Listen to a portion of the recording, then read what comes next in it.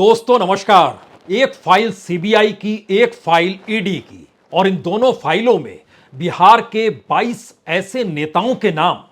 जो राजनीतिक तौर पर 2024 के चुनाव में प्रभाव डाल सकते हैं। यानी इनकी अपनी राजनीतिक हैसियत है, इनका अपना वोट बैंक है, इनकी अपनी राजनीतिक जमीन है। और इन 22 नेताओं से हटकर लगभग 54 ऐसे नाम जो कि राजनीतिक तौर पर सक्रिय हमेशा रहते हैं, चाहे वह पॉलिटिकल फंडिंग का मामला हो या फिर मदद करने के लिहाज से मौजूदा राजनीतिक सत्ता को अलग अलग दृष्टिकोण से मदद पहुंचाते हैं। इन 54 लोगों का नाम भी उसी सीबीआई फाइल में और उसी ईडी फाइल में, यानी तकरीबन 76 ऐसे नाम जो इन दो फाइलों में दर्ज हैं, वो राजनीतिक तौर पर 2024 में सक्रिय ना रहें, क्या इसकी व्यवस्था हो सकती है? और इन दोनों फाइलों में लालू यादव के समूचे परिवार का ही नाम दर्ज है। उसमें खुद लालू यादव का जिक्र हो या फिर राबड़ी देवी का जिक्र हो या तेजस्वी यादव का जिक्र हो या फिर मीसा भारती का जिक्र हो या फिर दूसरी बेटी हेमा यादव का जिक्र हो, सभी के नाम फाइल में हैं। और क्या इतनी सक्रियता इस दौर में आने वाले 10 से 12 महीनों के भीतर ऐसी दिखलाई जा सकती है जिससे बिहार की राजनीति, जो धीरे धीरे देश के भीतर एक ऐसा नैरेटिव बना रही है जिसमें सरकार की सीबीआई और ईडी और आईटी के जरिए जो राजनीतिक दखलंदाजी है वह सिर्फ लाभालाभ की स्थिति में सत्ता को मिलती है या फिर सत्ता दखल देकर सभी को भ्रष्ट और करप्ट बताकर अपने अनुकूल हवा बना लेता है। इस नैरेटिव के समानांतर विपक्ष पहली बार अगर एकजुट यह कहकर हो रहा है कि बीजेपी के किसी भी नेता पर कोई कार्रवाई नहीं, और दूसरी तरफ विपक्ष में खड़े हर नेता पर इन्हीं जांच एजेंसियों की कार्रवाई, तो इसको कैसे बदला जाए? यह समूचे देश की भाषा हो सकती है, लेकिन बिहार गले की हड्डी है, क्योंकि बिहार में नीतीश कुमार का बीजेपी का साथ छोड़कर निकलना और लालू यादव से हाथ मिला लेना और 2024 के चुनाव को लेकर लगातार मुनादी करते चले जाना कि विपक्ष को एकजुट होना चाहिए और अब कांग्रेस को इस पर पहल करनी चाहिए, और कांग्रेस भी धीमे धीमे सही लेकिन विपक्ष की एका को लेकर बेचैन नजर आ रही हो, तो फिर निशाना कहां साधा जाए? इस देश के भीतर में वह राज्य कोई दूसरा नहीं, बिहार ही है। और बिहार की राजनीति जिस जातीय समीकरण के आश्रय चलती है, उसमें एक लिहाज से यह बहुत ही बड़ा खतरा या खतरे की घंटी बीजेपी के लिए है, क्योंकि जातीय समीकरणों के दायरे में अगर लालू और नीतीश एक साथ खड़े हैं तो फिर बीजेपी के लिए वहां कुछ सीटें भी निकाल पाना बहुत मुश्किल काम है। और जातीय स्थितियों से हटकर कोई दूसरा नैरेटिव इस देश में बने, हिंदू मुस्लिम का बने, सांप्रदायिकता का बने, या फिर कुछ ऐसी परिस्थिति मोदी सत्ता को लेकर बने, यह स्थिति ना 2014 की अब बनने को तैयार है, ना 2019 को लेकर अब बनने को तैयार है। लेकिन बिहार में अगर यह समीकरण तोड़ दिया जाए और एक ऐसी परिस्थिति बना दी जाए जिसमें एक बार फिर नीतीश कुमार फिसल जाए, क्योंकि नीतीश के हाथ खाली हैं आज की तारीख में। वह जिनके साथ सत्ता में हैं उन पर लगातार आरोप दर आरोप केंद्र सरकार लगा रही है और केंद्र की जांच एजेंसियां लगा रही है। नीतीश अलग थलग खड़े हैं। विपक्षों की कतार ने जो पत्र भी प्रधानमंत्री को बेचा, उसमें भी नीतीश का हस्ताक्षर नहीं है। कांग्रेस अपने तौर पर नीतीश को नेता मानने की स्थिति में नहीं है। जो महागठबंधन बिहार में चल रहा है उसकी कोई कोऑर्डिनेशन कमेटी नहीं है, और कोऑर्डिनेशन कमेटी के ना होने का मतलब बहुत साफ है कि कांग्रेस का रुख प्रधानमंत्री को लेकर राहुल गांधी की दिशा में जाता है। आरजेडी का रुख मुख्यमंत्री पद को देखता है कि नीतीश कब देश की राजनीति में कूदें और प्रधानमंत्री के दावेदार पर होकर निकले, जिससे वो बिहार की राजनीति से तौबा करें तो आरजेडी का रास्ता साफ हो जाए। वहीं तीसरी तरफ वामपंथी खड़े हैं, जहां पर सीपीआई एमएल की भी एक भूमिका सदस्यों के लिहाज से सही, यानी विधानसभा में उसकी मौजूदगी पिछले बार भी थी, इस बार भी है। वह चाहती है वामपंथी क्यों नहीं, यानी एक सहमति नहीं है 2024 के चुनाव में इस महागठबंधन के भीतर आने वाले वक्त में किसी एक गठबंधन को बनाकर किसी एक शख्स को खड़ा करने की स्थिति में। तो क्या इस परिस्थिति का लाभ अब बीजेपी उठाना चाहती है? क्योंकि अगर यह गठबंधन बरकरार रहता है तो सवाल सिर्फ 40 सीटों का नहीं है। इस गठबंधन के तर्ज के अनुरूप देश के अलग अलग हिस्सों में जो विपक्ष के नेता हैं उनकी एकजुटता दिखाई देने लगी है, जो एक मुश्किल हालात बीजेपी के लिए पैदा कर रही है। और बीजेपी उत्तर प्रदेश में जिस सोशल इंजीनियरिंग का जिक्र करती है या फिर जिस लिहाज से खुले तौर पर ओबीसी के भीतर माइनस यादव करके देखती है और दलितों के भीतर माइनस जाटव को देखती है, उस लिहाज से बिहार की राजनीति को वो अगर प्रभावित करने निकलेगी तो फिर उसके लिए उत्तर प्रदेश के और खास तौर से जो पूर्वांचल का इलाका उत्तर प्रदेश में वहां स्थिति नाजुक हो जाएगी। तो अब एक आखिरी अटेम्प्ट करना चाहिए क्या? सीबीआई और ईडी की रेड और सीबीआई और ईडी की फाइल, हमें लगता है कि इस पर आए उससे पहले 2-3 बातें साफ कर लीजिए। मई के महीने में जिस मुद्दे को लेकर आज राबड़ी देवी से 4 घंटे पूछताछ हुई, उसी मुद्दे को लेकर मई 2022 में 17 जगहों पर छापे मारे गए। अगस्त के महीने में पिछले साल लगभग 42 जगहों पर छापे मारे गए। और ये छापे सिर्फ राहु परिवार भर का मसला नहीं था, इसके इर्द गिर्द वह तमाम लोग आए जो दायरे में हो सकता है लालू यादव के परिजनों के हिस्सेदार के तौर पर हों, या जमीन का जो आवंटन और खरीद बिक्री हुई उसमें पैसा देने वालों का नाम हो, या फिर इससे हटकर जो पॉलिटिकल तौर पर फंडिंग करते हैं बिहार में, वह भी दायरे में इस दौर में लेकर आए। कहा गया कि 200 से ज्यादा सेल्डेड कागज जो थे वह भी जब्त कर लिए गए और 15 तारीख को दिल्ली में हाजिर भी होना है जब यहां पर सुनवाई होगी उस नौकरी देने के मामले में जो जमीन के बदले नौकरी दी गई। तारीख तय है, छापे पड़ चुके हैं। पूछताछ का मतलब क्या है? पूछताछ का सिलसिला इस बात की दिशा में अब खुले तौर पर जा रहा है कि दरअसल इस परसेप्शन को 2024 के चुनाव में कैसे ले जाया जाए कि करप्शन एक मुद्दा बन जाए। और दूसरी तरफ विपक्ष ये मानकर चल रहा है कि करप्शन के आसरे कैसे यह मुद्दा बन जाए कि इस देश की जांच एजेंसियों को राजनीतिक तौर पर कार्रवाई करने के लिए ही भेजा जाता है। इन दो परिस्थितियों में बिहार की राजनीति ग्राउंड जीरो बनेगी और बनने को तैयार है, वो फाइल भी तैयार है। लेकिन आइए जरा इस कच्चे चिट्ठे को समझने के लिए कुछ बातों पर गौर कीजिए। जो आरोप लगे हैं वो आरोप 1 लाख स्क्वायर फीट यानी तकरीबन 4 बीघा के लगभग, यानी तकरीबन 80 कट्ठा के लगभग, जिसकी कीमत बताई गई कि 26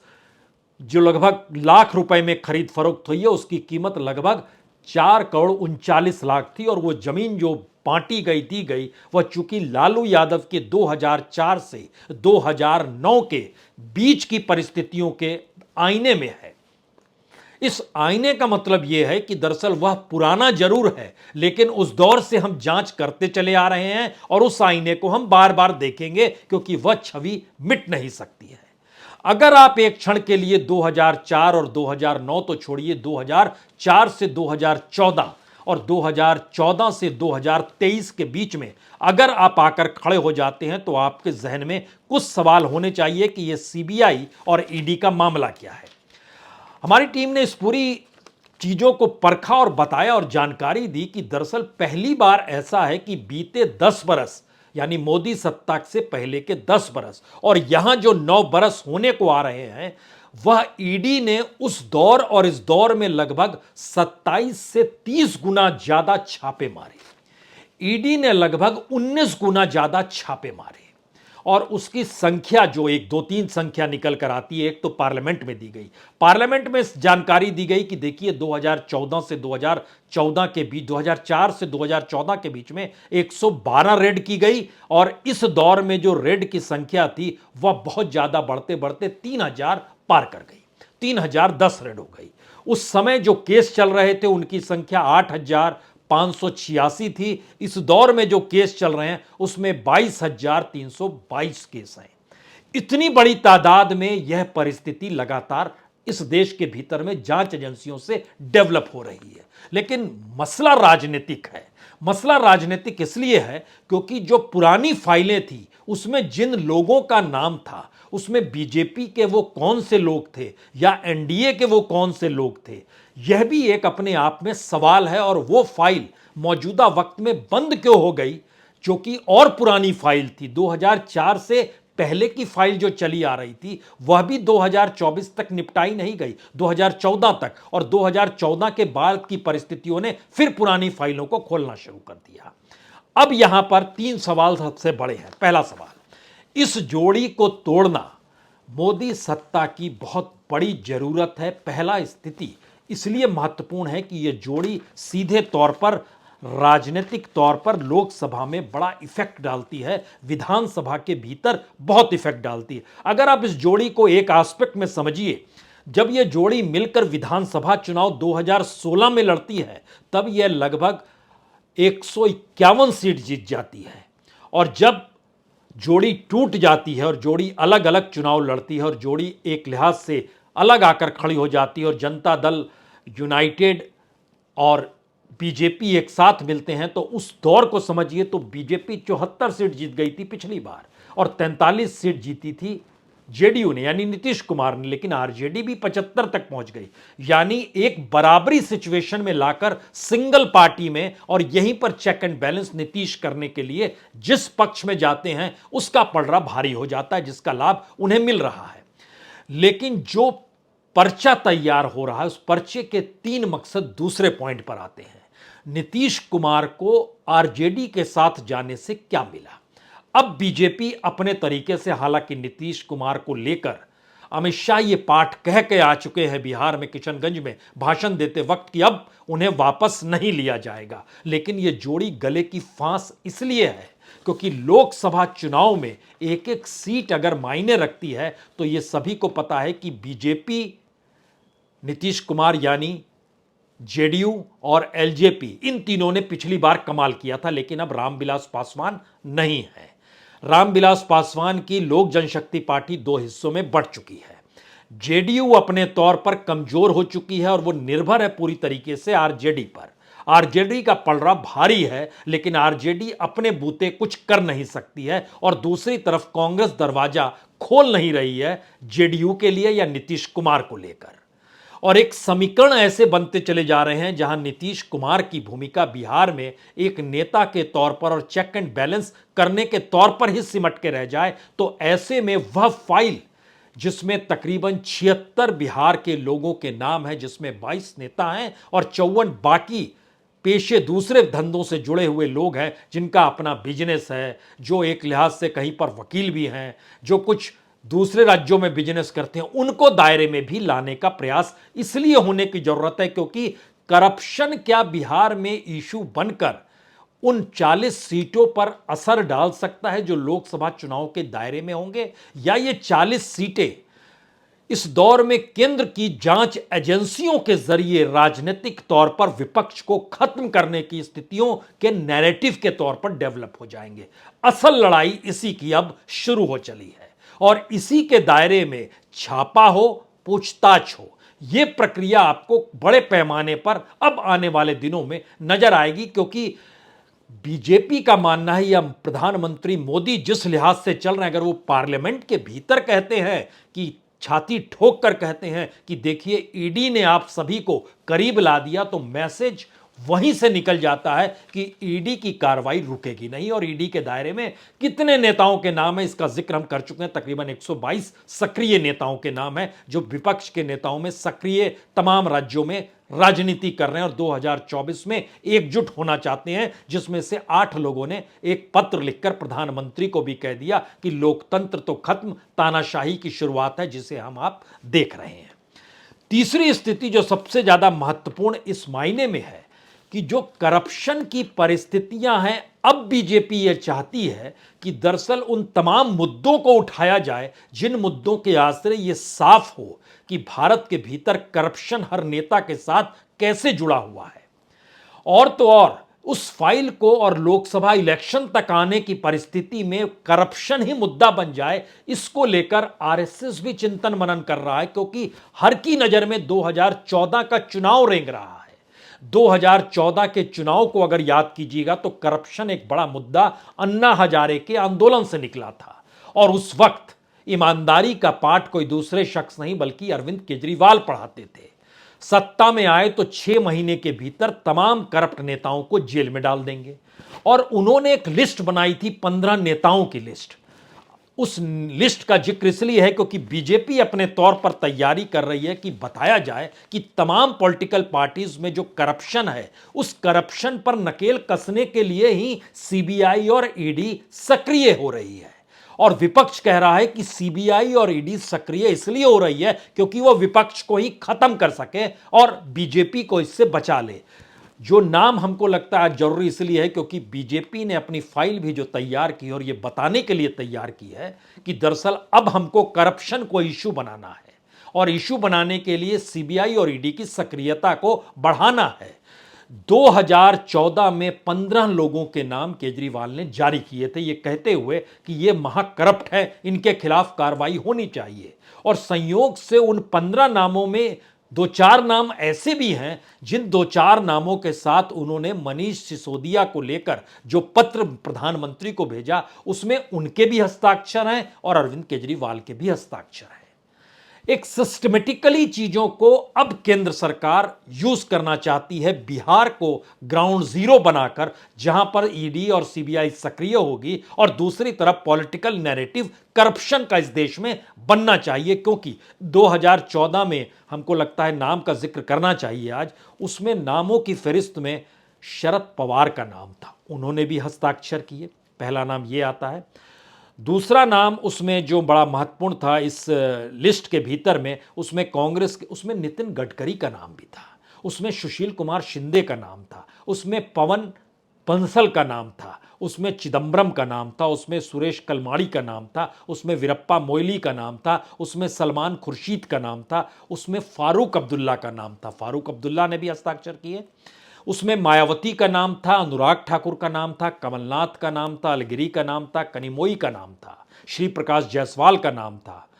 2 व्यक्तियों की मृत्यु हो चुकी है, उसमें एक अनंत कुमार का नाम था जो बीजेपी के नेता, और दूसरा नाम मुलायम सिंह यादव जी का था। अब आप सोचिए, मुलायम सिंह यादव समाजवादी पार्टी के नेता, उनके बेटे अखिलेश यादव भी उस पत्र में हस्ताक्षर कर रहे हैं, शरद पवार भी हस्ताक्षर कर रहे हैं, फारूक अब्दुल्ला भी हस्ताक्षर कर रहे हैं, और अरविंद केजरीवाल भी हस्ताक्षर कर रहे हैं। और 2014 में ये सारे नाम जो हमने अभी को बताए, ये अरविंद केजरीवाल की नजर में करप्ट थे।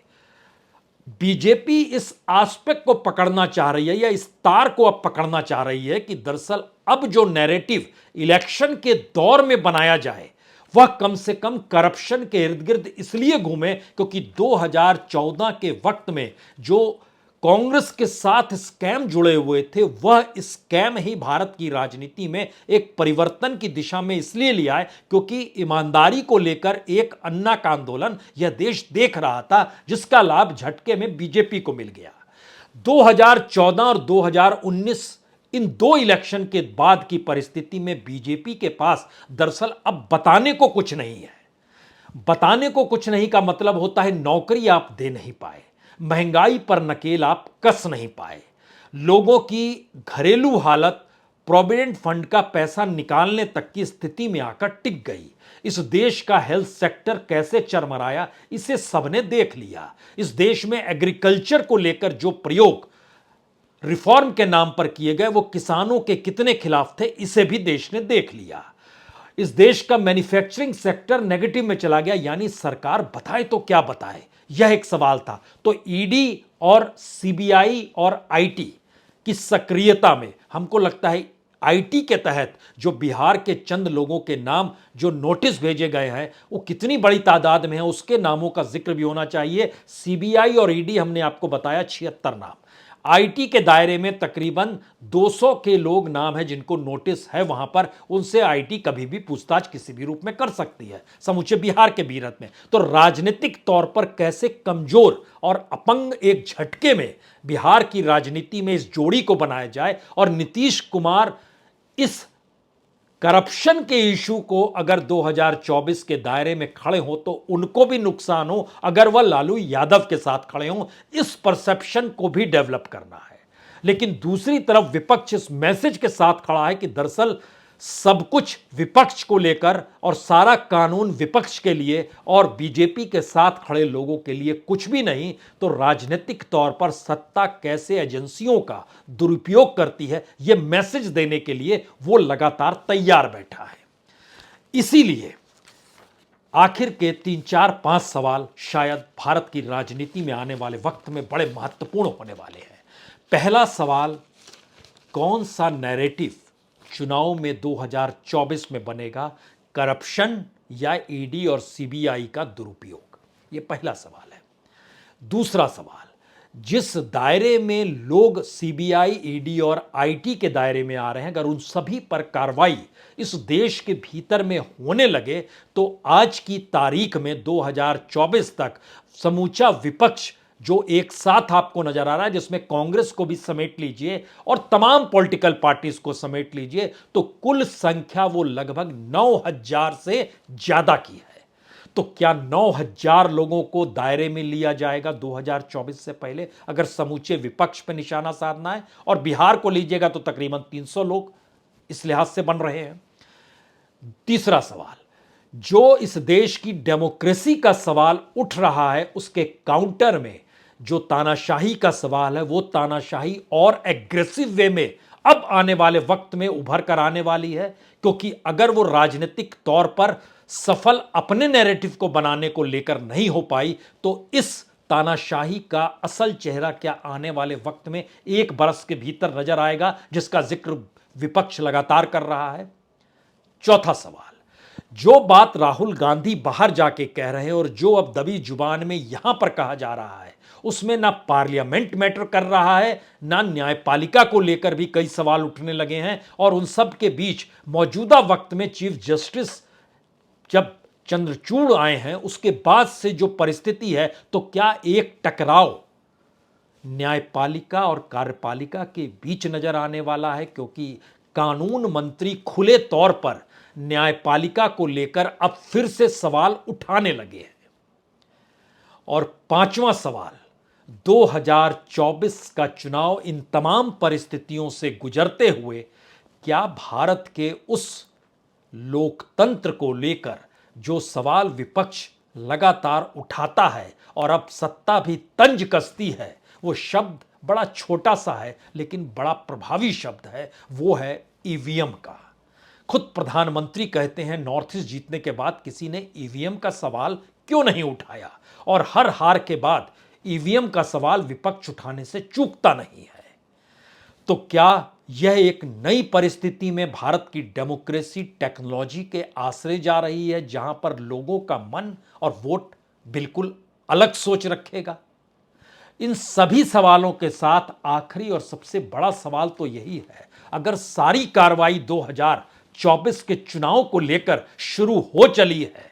तो फिर यकीन जानिए अगले 10 महीने भारत के लिए वो सीबीआई की दृष्टि से देखिए या ईडी की दृष्टि से देखिए या सत्ता की तानाशाही के लिहाज से देखिए या न्यायपालिका या कहें सुप्रीम कोर्ट और सत्ता की टकराव की वजह से देखिए या फिर इस देश के भीतर में पार्लियामेंट में कुछ ना हो पाए इस दृष्टि से देखिए, और जांच की प्रक्रिया में जो भी फ्रॉड इस देश के भीतर जो शेयर बाजार से निकला और वो निकलकर समूची दुनिया में छा गया, उस पर भी खामोशी बरती गई, तो एक खामोशी भी आपको सत्ता के जरिए नजर आएगी। लेकिन सभी का ग्राउंड जीरो